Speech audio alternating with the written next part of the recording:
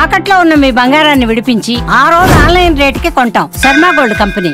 By bye ఏ బంగారు బాయి చెరువు కాడ బోరింగు నబో నబో నబరిగజలు ఎత్తుకొలుసులు ముక్కు పొడకలు నడుము సన్న నాగరాలు ఎవరు కానీ బాగోతో అబో అబో అబో అబో బేడ పరక టిక్కెట్. ఇవన్నీ ఎక్కడి నుంచి వచ్చినాయి నాకు అంటే, ఎదుగో ఆయన పుణ్యం. ఉత్తరాంధ్ర ఆట పాట నా గుండెల్లో నా అణువును నింపేశారు. అలాగే అంటే అలాంటి విశాఖపట్నం సినిమాలకే కాదు, ఇదే నోవాటెల్లో ఒక 2 సంవత్సరాల క్రితం నలిపేస్తే నువ్వు బయటికి రాకూడదు కారులో నుంచి కూడా అని అప్పుడున్న పోలీసు ఉన్నతాధికారులు నలిపేస్తే, నోవాటెల్లో ఉంటే భయభ్రాంతుల్ని చేస్తే, హోటల్ రూములని బూట్లతోటి కొడితే, అరెస్ట్ చేయాలని ప్రయత్నం చేస్తే, విశాఖపట్నం మొత్తం వచ్చి మన నోవాటెల్ ముందుకు వచ్చింది. అంత బలమైన మెమరీ కూడా వచ్చింది, జ్ఞాపకం.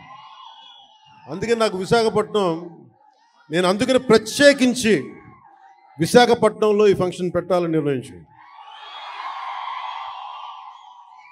అలాగే మాట వినాలాగండి.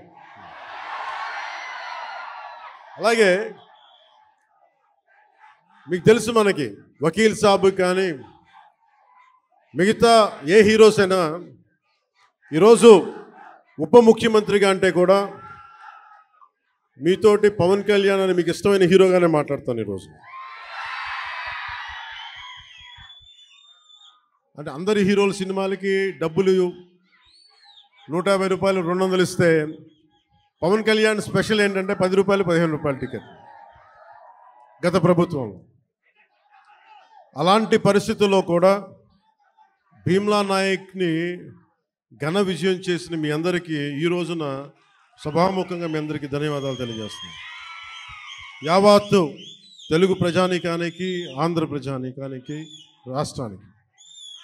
ఇలాంటి పరిస్థితుల్లో గౌరవ ముఖ్యమంత్రి శ్రీ నారా చంద్రబాబు నాయుడు గారి నాయకత్వంలో కూటమి ప్రభుత్వం ఏర్పాటు చేసిన తర్వాత సినిమాటోగ్రఫీ శాఖ జనసేన తీసుకున్నప్పటికీ కూడా ఇది మన ఇబ్బందిగా, అంటే మనం తీసుకోకూడదు అని చెప్పేసి ప్రత్యేకించి నేను గౌరవ ముఖ్యమంత్రి గారి ఆఫీస్కి పంపించాను. ఈ సినిమా టికెట్ రేట్లు అందరికీ ఇచ్చినట్టుగానే ఇస్తే బాగుంటుంది, నిర్మాతలు నాకు చెప్పినప్పుడు నాకు సంబంధం లేదు, ఇది మీరు గౌరవ ముఖ్యమంత్రి శ్రీ చంద్రబాబు నాయుడు గారి టేబుల్ మీద పెట్టండి, ఆయన ఇస్తే తీసుకోండి, ఆయన ఎంత ఎన్ని రూపాయలు ఇస్తే తీసుకోండి, అంతకుమించి నేను ఒక్క మాట కూడా చెప్పనని చెప్పాను.